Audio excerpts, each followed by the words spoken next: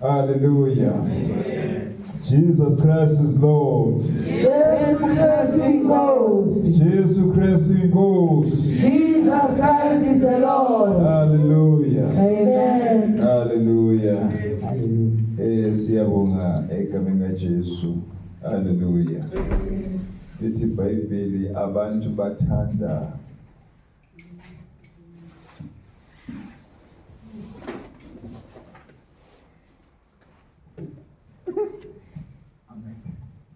Hallelujah. Hallelujah. Oh, amen. Amen. Abantu bathanda ubumnyama People love darkness kunokuthanda ukukhanya. instead of loving the light. Ngempela iqiniso. Indeed, it is true. iBhayibheli alikamba manje. The Bible will never lie. uNkulunkulu akakaze aqamba manje. God has never lied. Abantu bomnyama bebuthanda. People love darkness. Abantu bayabuthanda ubumnyama. People love darkness. Ubatshela ukukhanya bona bafuna ubumnyama. You tell them about the light, they go to the darkness. Omunye ngeke ngakhuluma naye ngemntana. There was this person that I spoke with one day. Ngithi mina uNkulunkulu munye. I say to him, there's only one God. uNkulunkulu weBhayibheli munye. There's only one Bible God. Angitshela ukuthi nawe uNkulunkulu wakhe. He told me that he also has his God. Ngoba uNkulunkulu weBhayibheli abamfuna. Because the God of Bible, people don't want. Ngakho abantu bathanda ubumnyama. And therefore people love darkness. Ngoba uNkulunkulu weBhayibheli Because the God of the Bible, izinto zakhe zonke iqondile. everything he has is Yena upright. abantu abafuna ukuhamba straight. People don't want to walk upright. Bafuna ukuhamba ngendlela bona abafuna ngayo. They want to go the way they want. Hallelujah. Hallelujah. Oh, amen. Amen. Isikhathi sethu sesinje siyabonakala ukuthi sesondele. Our time is getting closer. Hallelujah. Hallelujah. Sothi nje kancane bese ubaba ukhumaleze umnikeze thatha umnikelo. We will just do a little and then Pastor Siyazi Kumalo will abaningi take over. emsebenzini bakhathele. We know that many of you came from work and are tired. Sizothi nje ukuthi kancane siphumule. We will just do a little bit and rest Isikhathi sethu vele sesisondele. because our time is nearing. Siyabonga mfundisi Baloyi. We are grateful, Pastor Baloyi, Ngoba kakhulu indaba yebaptism especially when it comes to baptism. iyadinga ukufundiswa kabanzi. It needs to be taught in broader terms Sifundisa abantu kahle ngebaptism. so that people can be taught well about baptism. Ngoba ziningi izinto abantu abangafundiswa ngazona generation. Because there are so many things that people are not taught in this generation. Generation yethu kukhuluma iqiniso eliphelele. To talk the whole truth, our generation Is a lost generation. ilahlekile. Ilahleke nabafundisi bekhona emhlabeni. It's lost while the pastors are here at church. Kuyamangala On ukuthi earth. bagcwele baningi emhlabeni. You'll be surprised that there's so many pastors on earth, Kodwa umhlaba ulahlekile. but the world is doomed. Hallelujah. Hallelujah. Uthi chapter 15 lapha encwadini yamakhosi. The book of Kings in chapter 15, Khona lapho ufuna ukwesithiwa wakhona.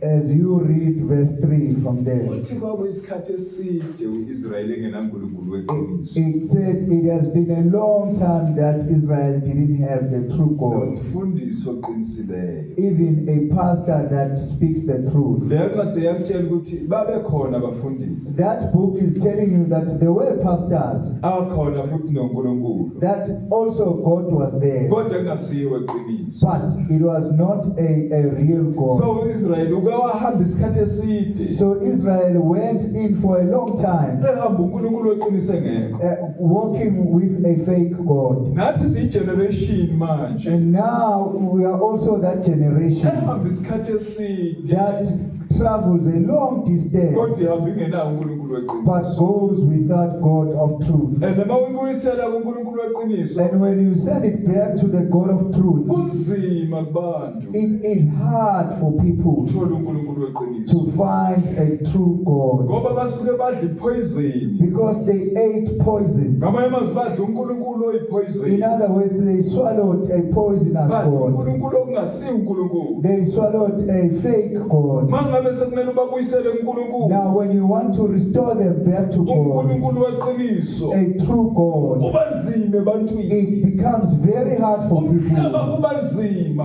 In the world, it's very hard ukwehlukanisa ukuthi kunoNkulunkulu weqiniso to separate that there's a true God noNkulunkulu wamanga. and a false God. Ngamanye amazwi umhlaba In other words, the world udinga uNkulunkulu, needs God, kodwa uNkulunkulu weqiniso. but the true God, Umhlaba the world awudingi noma imuphi doesn't uNkulunkulu, just want any God. udinga It uNkulunkulu, needs God, uNkulunkulu weqiniso. the true God. Uma ufunda iBhayibheli When you read the Bible, chapter number 3 in chapter number 3, encwadini kaFirst Samuel, on the book of First uthola Samuel, uSamuel, you find Samuel, uthola uSamuel you find Samuel, emncane etempelini he is small on the church no-Eli. with Eli. uSamuel Samuel, lithi iBhayibheli the Bible says, uSamuel it says Samuel, waqala he started ukwazana to noNkulunkulu know God emva kokuthi uIsrayeli after Israel abehamba was walking no-Eli with Eli engekho uNkulunkulu, without God.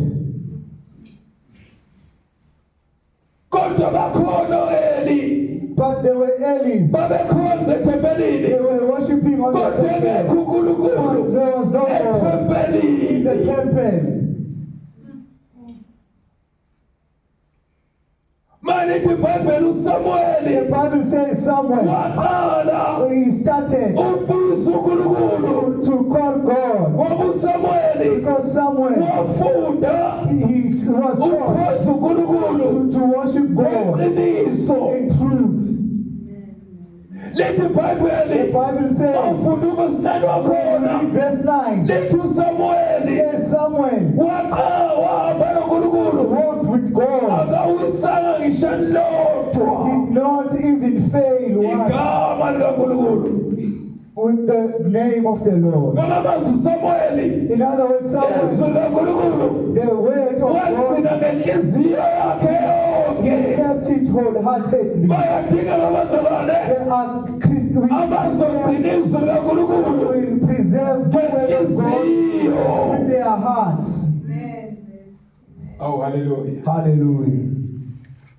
Sonke bekuyinsuku eziningi So it became many days uIsrayeli for Israel engenaNkulunkulu walking without God esikhathini sika-Eli. during the times of Eli. Kodwa iBhayibheli lithi But the Bible says u-Eli Eli bekawumpristi was a priest, omkhulu a great priest waleso sikhathi, of that time. kodwa uNkulunkulu But God was abengekho. not there.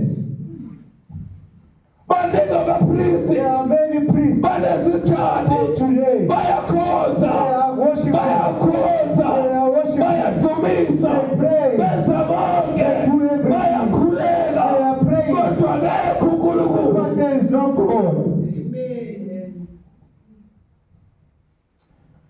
Hallelujah. Hallelujah. Ngoba sesiyithindile ake siyifunda umfundele uFirst Samuel Because we touched it, let's just go to chapter it. 3 funda Let's read 1 Samuel chapter 3 bamfundela uverse number 1 from verse 1. cishe umfundele lo verse 9 wakhona And verse 9. verse 1 From verse 1 no verse 9 and verse 9. uSamuel wokuqala chapter 3 verse 1. Isihloko sithi uJehova uyazibonakalisa kuSamuel. Verse 1. Umntwana uSamuel wakhonza uJehova phambi kukaEli. Izwi likaJehova lalingavamile ngalezo zinsuku, nombono wawuyimvela kancane. uyesu phinda Can you repeat? umntwana uSamuel lithi iBhayibheli umntwana uSamuel. The Bible says the baby Samuel. Funda iBhayibheli thina wamkhonza uJehova phambi uYesu Samuel wamkhonza uJehova You hear that Samuel worshipped God phambi kwaEli. in front of Eli. Lithini iBhayibheli lana? What is the Bible saying there? Akabuyela abantu uNkulunkulu bamqinisa. People must go back to the Uyabona temple. Eli You see the Elis, bakhona ethempelini. they are there in the temple, Akekho uNkulunkulu. but God is not there. Bakhona ethempelini. But they are there, Abekho uNkulunkulu. but God is not Ngoba there. ibandla namhlanje Because today's church, bakhona ethempelini. they are in the church, Kodwa akekho uNkulunkulu. but God is not there. Ibandla namhlanje Today's church, bakhona ethempelini. it's there in the Kodwa temple, likho uNkulunkulu. but it's not with Lithi God. iBhayibheli lana. The Bible is here. uSamuel Samuel wamkhonza uNkulunkulu worship God phambi kwaEli. in front of Eli, Ngoba ngaleso sikhathi because those days, umbono the vision wawusikasi. was very scarce. Funda. Can we read? wamkhonza uJehova phambi kukaEli izwi likaJehova lalingavamile ngalezo zinsuku Lithi iBhayibheli izwi The likaJehova Bible says the word of God lalingavamile was scarce ngalezo zinsuku. during those times. Kanti uEli And Eli, wayekhonza bani? who was Eli worshiping?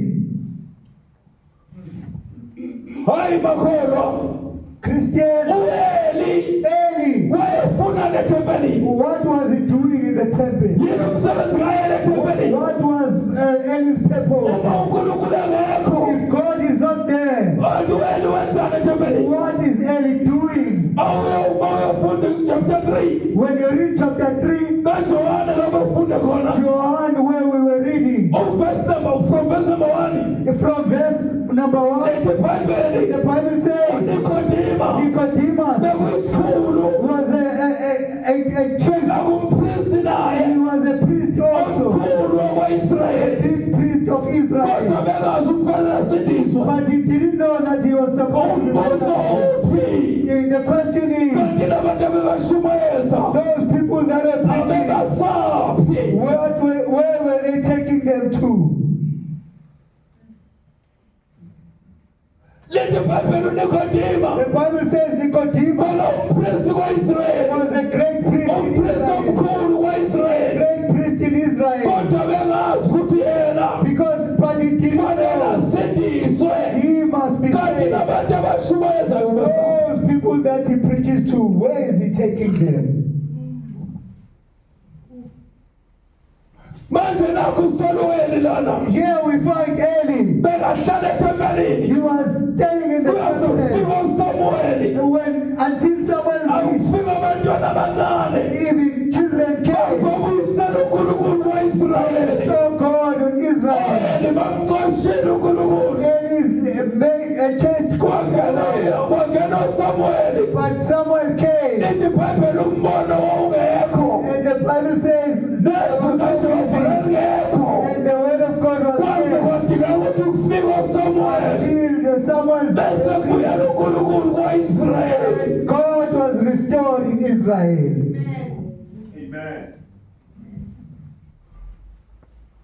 Sesikhathini esinzima nje. We are in tough times, Esikhathini esinzima. very tough times. Agcwele amasonto agcwele. There are so many churches, they are full. Agcwele u-Eli amasonto. They are full of Elis. Amasonto agcwele kodwa uNkulunkulu akekho. The churches are full, but God is not there. Kugcwele ukholo Eli emabandleni It is full of Elis, kodwa uNkulunkulu akekho. but God is not there Kuyoze kufike uSamuel. until Samuel arrives. Hallelujah. Hallelujah. Fundelo le verse again. umntwana uSamuel wamkhonza uJehova phambi kukaEli Uyabona uSamuel You see Samuel ukhonza uNkulunkulu worshiping God phambi kwaEli. out of Eli. uEli ukhona Eli is there, kodwa uSamuel but Samuel ukhonza uNkulunkulu worshiping God ngoqiniso through phambi God kwaEli. in front of uEli Eli uyadlala ethempelini. playing in the church. Awu amen. Amen. Sinabo abaningi emhlabeni. We have so many Elis today. Khona into angihluphe ngayo ngcwele. There's something that the Holy Spirit Awayizwa. said to me day before yesterday. Hallelujah. Hallelujah. Angayithindi. Let me not touch it.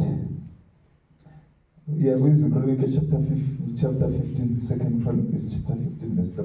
Let's go to the book of 2 Chronicles chapter 15 verse 3.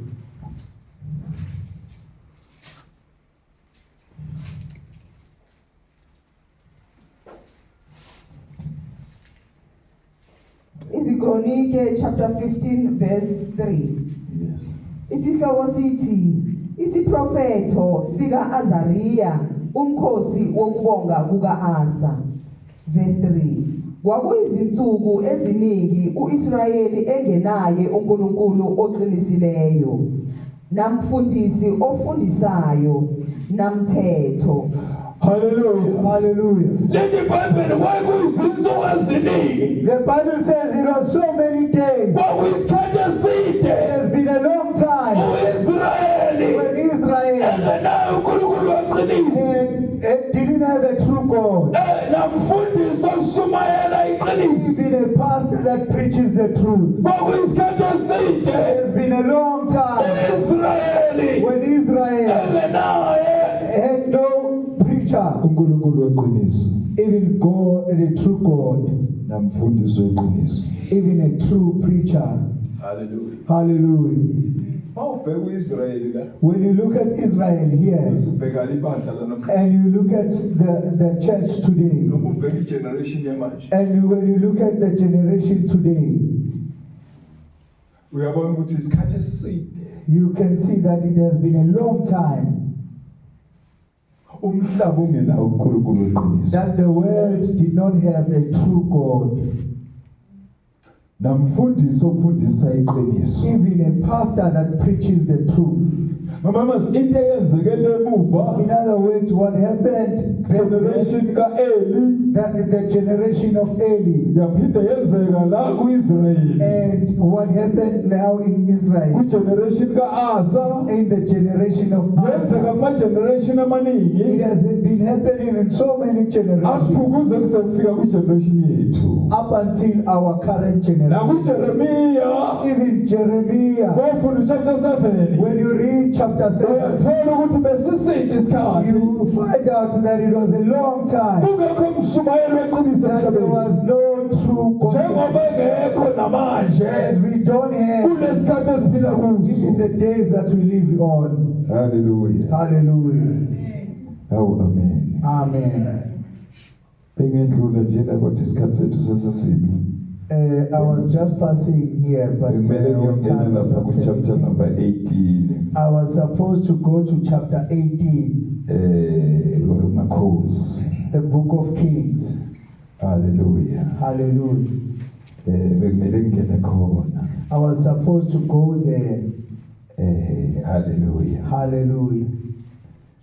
Bekumele ngene chapter 18 verse number 20. I was supposed to go to the book of First Kings, chapter 18, verse 20.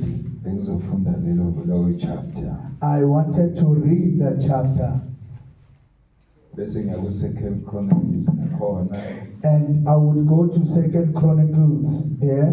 Bengizofunda ku-chapter 18 nakhona. I was going to read from chapter 18 even there, So manje ngenxa ukuthi isikhathi sethu sesihambe kakhulu. but because our time has is gone, Sizoyishiya nje kanje.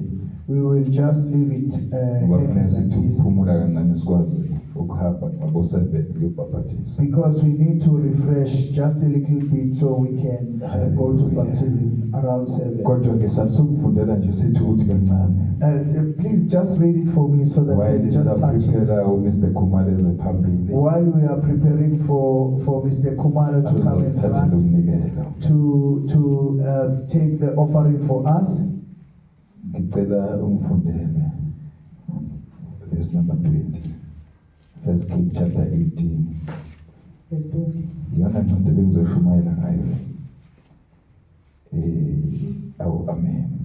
Amen. Amakhosi wokuqala chapter 18 verse 20. Yes. Isihloko sithi uEliya nabaprofeti bakaBhali eKhameli. Iyashisa le. This one is very hot.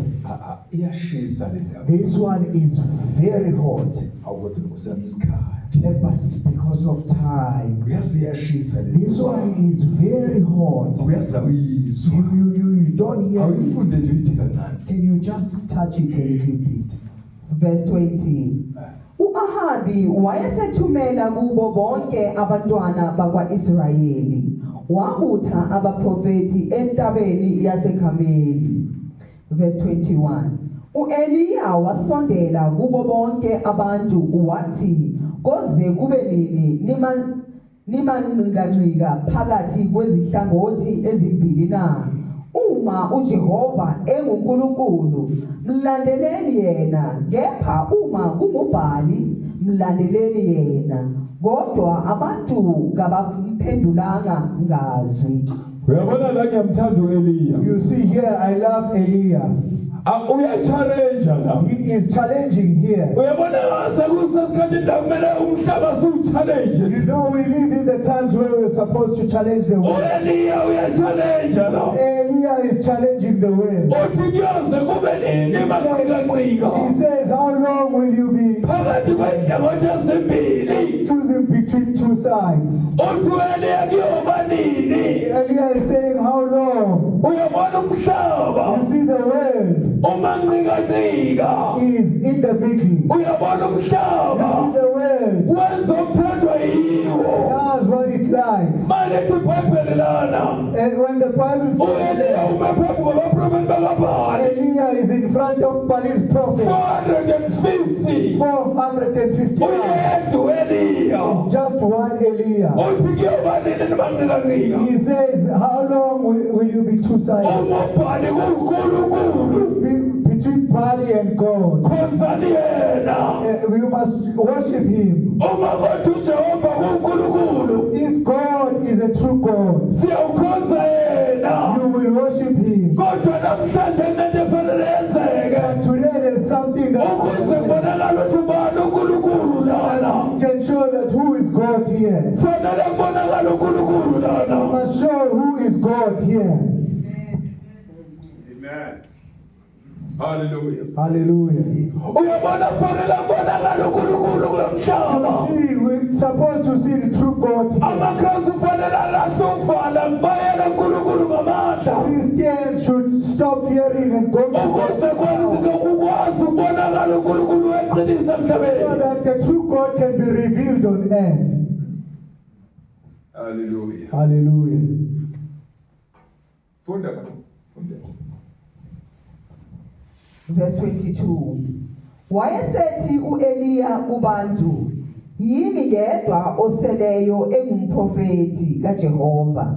Kepha abaprofeti bakaBhali bangabantu abangama450. Bangakanani abakaBhali? How many people of Baal? Uthi uEliya yimi ngedwa. Eliya is saying, I'm the only one. Uyabona kujwayelekile emhlabeni. You see, Ukuthi abakaNkulunkulu babe few. that the ones of God are few. Ubajwayele ukungesabi ukuba wedwa. Don't be afraid to stand alone. Ubajwayele ukulimela iqiniso wedwa. Don't be afraid to stand for truth. Phakathi kwa450 abaprofeti bakaBhali. Of 450 Baal prophets, Wajwayele ukumela iqiniso lomhlaba. you must be used to stand for the truth in this world. Hallelujah. Hallelujah. Oh, amen. Amen. Ingangizokushumayela lo mlayezo.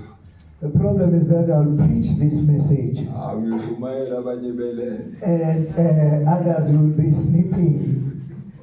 UBhali uyatshotshana ubantshontshiwe. You know Baal can steal people. He stole some people. I'm looking at By the way, this. ufika beliphethe kanje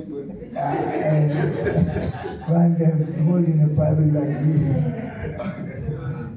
dala bashushe. Hey, Bali is a thief. Little Bible, The Bible says ababapali, the ones about 450, uzuelia, but Elijah, imingedwa nsele, kodwa babonakala amandla, but the power kuba nomkhulu phakathi kwabhali noJehova. who is greater between Bali and God.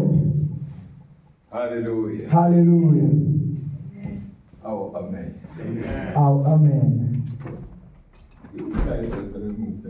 This is the message that I have. Kodwa ngathi uzozwa ngabantu abawu-3. But I'm suspecting that only 3 people will hear it. Mhlawumbe sokuthinta lokhu. Maybe we should touch it later on when we find time. Hey, khona indaba elapha. You know, there's something here. Hey, khona indaba elapha. There is something here. Maphendula uSimakade. When God answers, Maphendula uSimakade. when God answers, Ay, hallelujah. hallelujah. Little Bible, Elia, The Bible says wathi that thela namanzi, he said, poured water. umubhale ngaphenduli, Bali doesn't wathi answer. sekuyisikhathi sami He manje. said, it's my time now. Ayisikhathi sethu manje. It's my time now. Ukuthi vele sifazi uNkulunkulu wethu. It is our time to show Isikhathi God. sami lesi. It is my time Ukuthi kuvele wami so uNkulunkulu. that my God can show. Lithi iBhayibheli, The Bible says, wathi Eliya, when Elijah said, Sekuyisikhathi sami manje. it is my time. Ngathi ngiyayibona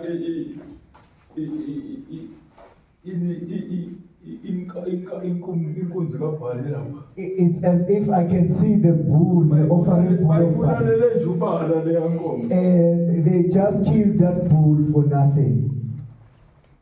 Bayibeka ku-altare. And they placed it on the altar. Awuzange aphendule ubhala. Bali did not answer. Basukele nje inkomo bayibulalela amanga. They just killed that goat, that cow or bull for nothing.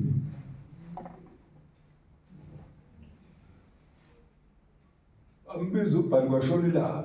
They called Bali until the evening. Ngathi ngiyabona Eliya babheka ubhekele uze abanje. I wish it's as if I can see Ngiyabulele him. noNkulunkulu. He said maybe Eli is sleeping and the Bali is sleeping. ubhalulele. Bali is sleeping.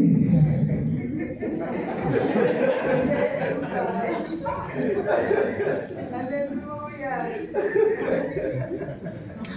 Amen. Uthi mbizane kakhulu. He says, call him loud. Dabulele. Maybe he's sleeping. Dabusabile. He left. Dabusavakashile. Visited. Ubhale. Uyavakasha. Akhohlwe ngabantu. And forget about people. Hayi ukhona owethu. But there is our God. Yes, noNkulunkulu. We have God. Hallelujah.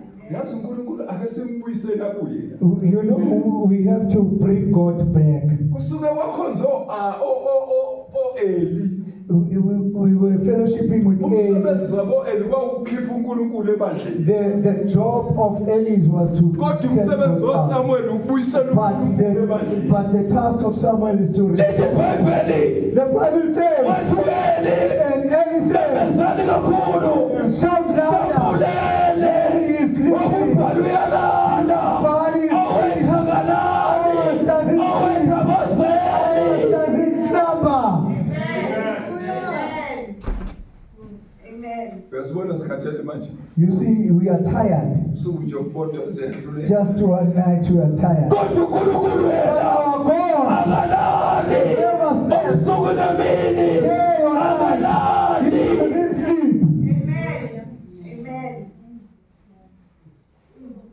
Hallelujah. Hallelujah. Hey, khona into ekhona phela la. There is something here. Usho la. You see here? Hayi, hallelujah. Hallelujah. Ufuna Verse 23. Mabasinike izinkunzi ezimbili, bazikhethele inkunzi ibenye, bayihlahlele, bayibeke phezulu kwezinkuni, bangafaki umlilo. Mina ngiyakuyilungisa enye inkunzi, ngiyibeke phezulu kwezinkuni, ngingafaki umlilo. Verse 24. Libizeni igama likaNkulunkulu wenu. Uyabona la kubaswa inkonzo esibili. You see here, it's two pools. Kumele kubangela phane. There's the one that belongs to God Jehova. and the one that belongs to God. Utheli. And any Uyabona madoda bethemba uNkulunkulu. you see the people that Athi trust God. kubasomlilo la. Says, I don't want fire here. Uyabona abantu basebenza kuleveli. You know when people are Ileveli kamoya. of the spirit, Basebenza bethemba kaNkulunkulu. they trust God fully. Bamelane noprofeti bakaBhali. They are against the prophet of Bathi God. sibasimlilo They la. say we don't. Kodwa uNkulunkulu uzophendula ngomlilo. God will answer by fire. Amen. Amen. Hallelujah. Hallelujah. Kwenzekalani la awufundela? What is happening? Hey, kumnandi yazi la. There is something beautiful, Inde le chapter. but it's too long. Amen. Amen. Verse 24. Libizeni igama likaNkulunkulu wenu, mina ngibize igama likaJehova. Bese kuthi uNkulunkulu Uyabona nakuhlukana emagameni la. See, here the difference is the Khona babiza igama likaNkulunkulu there are wabo. those that are calling their Kanti God. nathi funa sibiza igama likaNkulunkulu wethu. Us, we're supposed to call our God Ukuze kubonakala uNkulunkulu ngempela. and show who's the true God. Hallelujah. Hallelujah. Hey. Uthina mina ngibize igama likaJehova. Bese kuthi uNkulunkulu uphendula ngomlilo abe nguye onguNkulunkulu. Bonke abantu bathi lihle lelizwi. Verse 25. uEliya wayesethi kubaprofeti bakaBhali, zikhetheleni inkunzi nilungise kuqala ngokuba nibaningi, nibize igama likaNkulunkulu wenu, ningafaki umlilo nokho. Verse 26. mama ufunda verse number 31 siya kokuningi uyesixoxa ngelinye. Verse 31. uEliya wathatha amatshe ayishumi nambili njengomumo wezizwe zamadodana kaJakobe, okweza kuye izwi likaJehova lathi, igama lakho lizakuba ngu-Israyeli. Verse 32. Wakha i-altari ngamatshe egameni likaJehova, wenza umsele ngase-altari, nxa zonke olingene namaseya amabili embewu. Verse 33. Wahlela izinkuni, wayihlahlela inkunzi, wayibeka phezu kwezinkuni. Verse 34. Wathi, gcwalisani izimbiza ezine ngamanzi, niwathele emnikelweni wokushiswa naphezu kwezinkuni. Wathi, kwenzeni ngokwesibili. Wayesethi, kwenzeni nangokwesithathu. Baphinda ngokwesithathu. Verse 35. Amanzi agobhoza ngase-altari nxa zonke, wagcwalisa nomsele ngamanzi. Bagcwalisa nomsele ngani? He filled the Yeah. well with. Verse 36. Kwathi ngesikhathi sokunikela ngomnikelo wempuphu uEliya umprofeti wasondela, wathi, Jehova Nkulunkulu ka-Abrahama noka-Isaki noka-Israyeli, makwazeke namuhla ukuthi wena unguNkulunkulu kwa-Israyeli, nokuthi mina ngiyinceku yakho, nokuthi ngenzile konke lokhu ngezwi lakho. Verse 37. Ngiphendule Jehova, ngiphendule ukuba laba bantu bazi ukuthi wena Jehova unguNkulunkulu, nokuthi uphendukisela kuwe izinhliziyo. Verse 38. wawusuwehla umlilo kaJehova wawuqeda umnikelo wokushiswa nezinkuni namatshe nothuli wakhotha amanzi asemsebenzini. Ayi uyamuzwa uSimakade. You can hear the Lord. Uma uphendula uSimakade. God answers. Makwehla umlilo osezulwini. Fire comes down from Wena heaven. kumadoda amethemba uJehova. All the men that trust God. IBhayibheli wehla The umlilo. Bible says the fire came Wehla down. umlilo. Fire came down. Wehla umlilo. Came down. Wehla namanje. Even it consumed even the stones. Amen, Jesus. Amen.